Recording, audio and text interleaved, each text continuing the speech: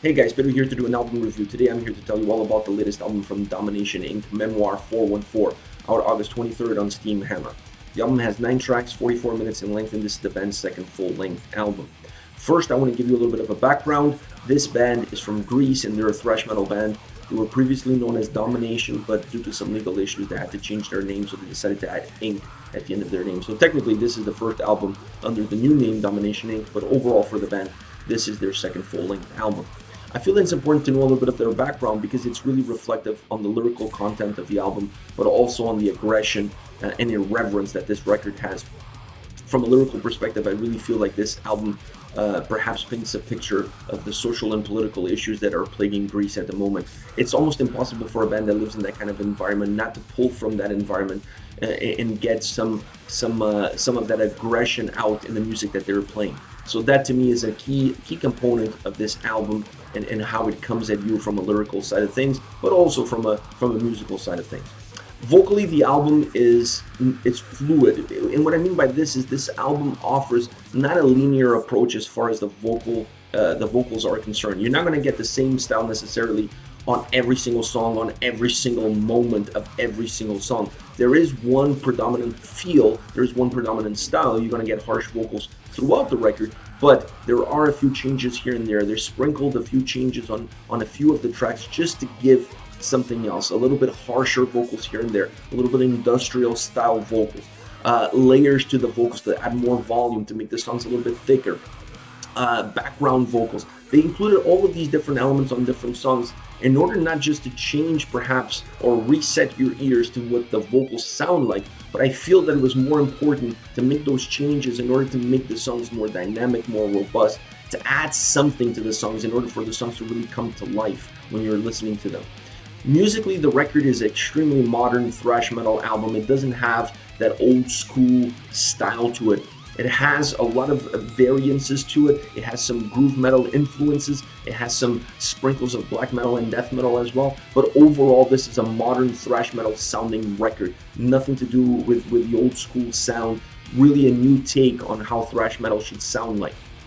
Overall, the album is very fluid as well, and that to me is due to the fact that the songs really change as the record progresses. You're still going to get every single song being a thrash metal song, a modern thrash metal song, but the approach to each one pulled from different influences in order to make that specific song different from the previous and different from the one that's going to come next. So it's a really cool idea, and it's a really cool way of putting a record together where you have this overall genre that holds the whole album together, but then you took each single song and you modified it within the genre with a few sprinkles from outside genres in order to create songs that are very different from each other, allowing the album to have this absolutely roller coaster feel to it, all the way from the beginning, all the way to the end. This album allows you to feel like it's shorter, more compact, going from the first all the way to the last song without being that way. This is not a short record, it's 44 minutes in length, but the way it's designed, the structure that the album has, it really makes you feel like the album is a lot shorter. It makes you feel like the album is about 30 minutes or even less, because it just plays extremely well, has a nice fluidity to it. It gives you a little bit of an up and down feel all the way through it. Some songs have it within themselves. So overall, this is a record that plays extremely well, and you don't even notice the time going by because it has a lot of aggression, it has a lot of fast tempos, it has a lot of momentum pushing you forward. So it's an album that really feels compact and shorter in length when it really isn't. Speaking of shorter in length and going from the first to the last song on the record is a cover from Motorhead, Love Me Forever. That to me was a surprise. I was not expecting these guys to include a cover from Motorhead on their album, on their second album. And it was really well done. I must say I really enjoyed this cover. I really liked the spin that they gave to it. They gave it their own DNA to a classic Motorhead song. So I really like what they did there. I felt that it really capped the record together. It really was the perfect closing. Even the way that song ends is the perfect closing to a record. So I was surprised, but I really liked the inclusion of this cover song on their album. It was a really nice touch to finish off the record. Now, as far as songs are concerned, I picked 3 songs that have a different approach, a different feel to it. I'm going to start with Cutting Edge. That's the opening track on the album, and absolutely, what a great opening track, because it really sets the mood and the tempo for what the rest of the album is going to sound like. Perfect calling card, perfect opening track. Great tempo, Fast, aggressive, heavy, great guitar riff, great melodic riff, specifically in the chorus. The chorus is very melodic and groovy in nature. I really like that. The vocals match the aggression that the track has, and it even has a little bit of a portion of industrial style vocals in the middle, just a sprinkle in, and even that adds a different dynamic. It gives the song that roller coaster feel within the song. I really like it.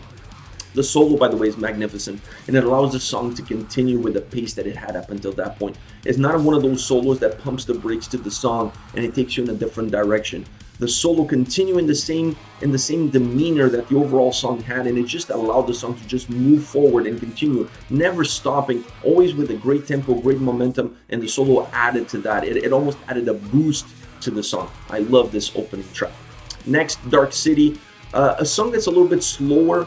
It has a slow build-up, and that adds to a little bit to the darkness that this song has. But I enjoy that. I enjoy that slow build-up that the song had. And then it came in with a little bit more aggression, a little bit more of a groovy vibe on the riff. It's a song that surrounds the grooviness that the guitar riff has. Gets surrounded with heaviness from the pounding drums, but also from the matching aggression of the vocals. This is a song that really has a lot of different momentums to it, has a lot of changes within it, and I think all of them really revolve around the grooviness of the guitar riff. A song that has a great tempo, not a fast tempo like Cutting Edge, definitely a much slower tempo, but it has a nice little tempo to it. When it perhaps loses in the speed and the momentum, it picks up a little bit more on the aggression and the heaviness, as well. It has some little melodic approaches here and there, but overall, it really, what it loses in the tempo and the momentum, it really picks up in heaviness and aggression. Great song. It really alternates momentums. It really alternates. It gives you that, like I said, that sense of a roller coaster, up and down moments all the way throughout.